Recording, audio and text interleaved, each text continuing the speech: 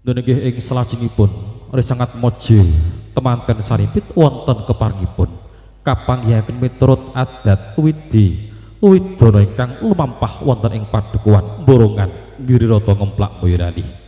Paraga ingkang piniji hangesta kembar mayang menika Adimas Vino saha Adimas Rizal. Sumangga dumateng Ibu Eka Nining Make Up Ayu Wedding saking padukuhan Grenjeng Nagosari Boyolali keparenga hamratitisaken lampahing panggih sangat mojo temanten saripit.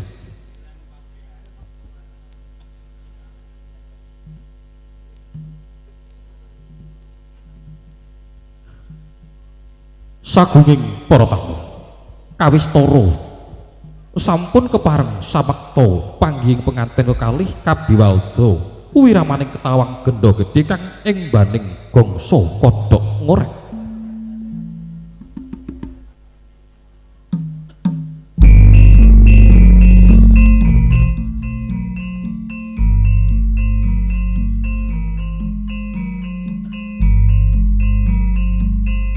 Sigro jumangkah risang temanten saripit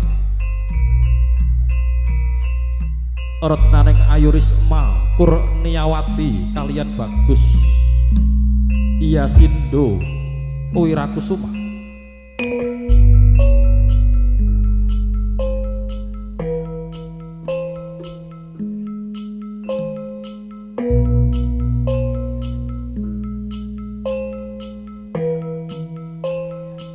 Nggih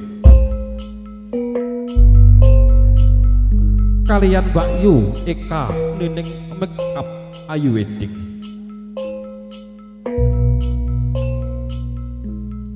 Ori sangat mojo temanten saripit kapratitisaken kanthi hambalang gantalan.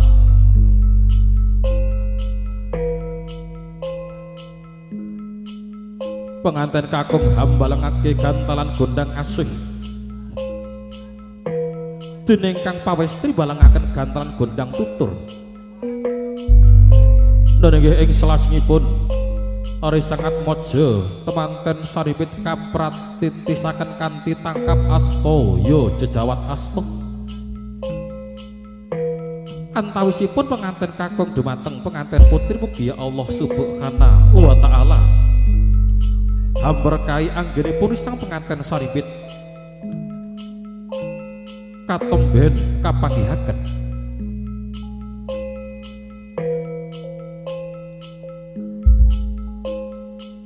nuli ngidak tigan dening penganten kakung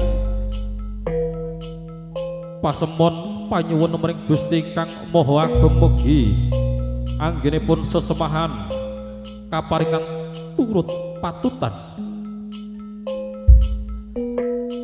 awit pecaing tigan mengko pasemon manunggaling priya lan wanita inggih campuripun abrit lan petak pila winastan ngidak wiji dadi. Sasampunipun tigan pecah kapidak penganten putri sumungkem lajeng mijiki sukunipun ingkang kakung mawi toya Sekar Bokor manunggaling pasemon bektinipun wanita dumateng ingkang priya.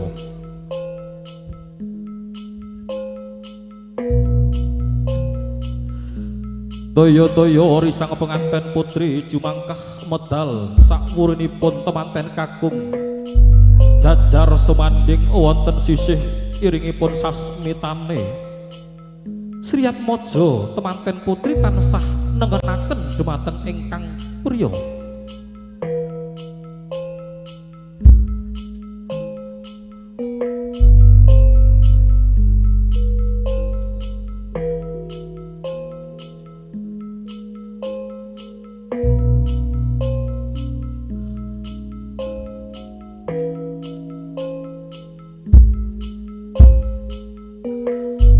Purna daya-daya risang penganten saripit sinenggepan slindur ingkang werna abang putih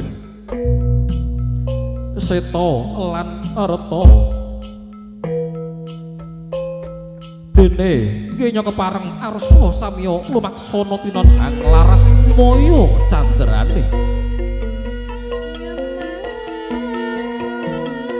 Riris harta palwana ting ranu